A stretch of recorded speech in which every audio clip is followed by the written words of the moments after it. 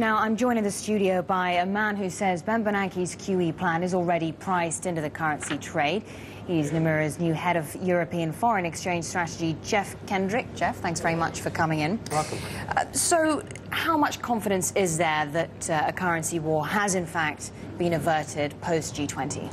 I mean, certainly in the short term, it's pretty clear that the G20 leaders were very concerned going into the weekend. That's why they spent most of the time. And clearly the key thing coming out is that, at least for now, currency war has been averted, and that's why risk is up today. So Aussie dollar's up. Stocks should do okay, at least for the next couple of days, etc., which kind of makes sense. But I suspect bigger picture, what the Fed do next week on the QE front will be much more important for the bigger picture direction for the dollar. And you're saying that that's essentially largely been priced in?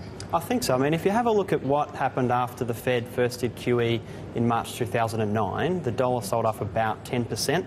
If you start from Bernanke's speech in the end of August, then we're off about 4 or 5%. If you go from the August FOMC meeting, we're off a bit more than that.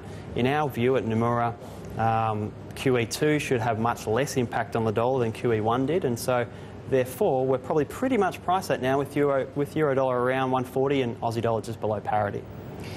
We were hearing from Sarah Eisen in New York there that investors are dumping the dollar. It's been weakening against most major currencies. Is that trend set to continue? I don't think so, actually. I suspect that, as I say, most of the QE pricing is already done.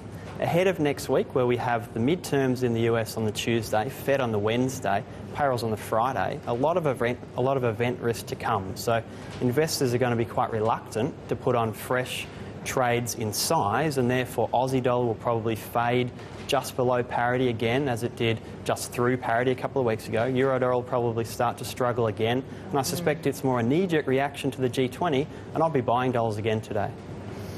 And tell me, you're expecting a rebound in the dollar. What would that mean for emerging market currencies?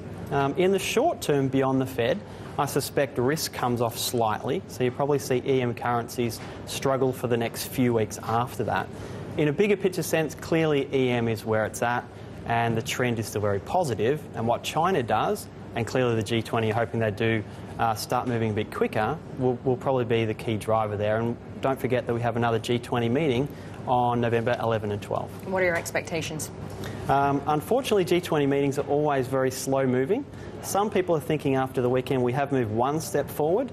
The key now will be whether China moves dollar China a little bit more quickly over the next couple of weeks.